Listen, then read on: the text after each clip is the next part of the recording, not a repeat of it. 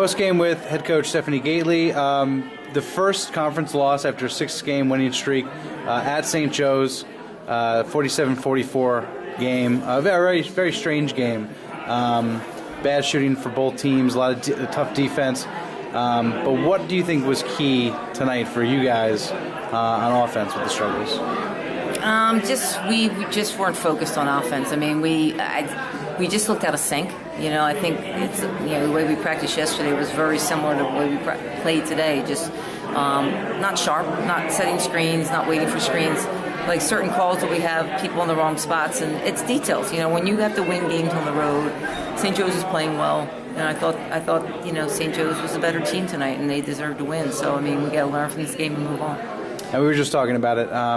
The last game you had a tough practice the day before, and the guys rebounded with a really terrific performance. Today, the opposite. What do you think factored into that? Being home. I think being a home team has a lot to do with it because you're in your own comfort zone. So when you're on the road and a lot of things aren't obviously going your way, a couple calls don't go your way, but they had nothing to do with officiating. It was just the fact that it caught up with us, not being focused. And if we want to win the games that we need to win to be in a position to win the championship, we got to do the little things and do them better.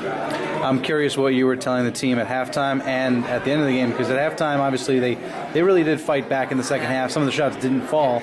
What did you tell them at that point, and then what are you telling them after this game? Obviously, 6-1 is still great, but yeah, I was trying to keep it light because we just weren't shooting the ball well, and I just felt that they were tight. So at that point, I'm saying, listen, guys, as poorly as we're shooting, we're right there. We're hanging around. We're in a position to steal this game. Same thing with 4 minutes ago. I'm a big believer at the 4 or 5 minute mark. If you're within 6, you can steal a game on the road. So I thought we were in a good position. It's just we're never in sync and never in any rhythm. So I was proud that we fought back, but there was just so many little things that we didn't do the right way that in order for us to be successful towards the end of the year, we need to clean that up. And lastly, how impressed were your upperclassmen performances at the game? Hannah hit a big shot late.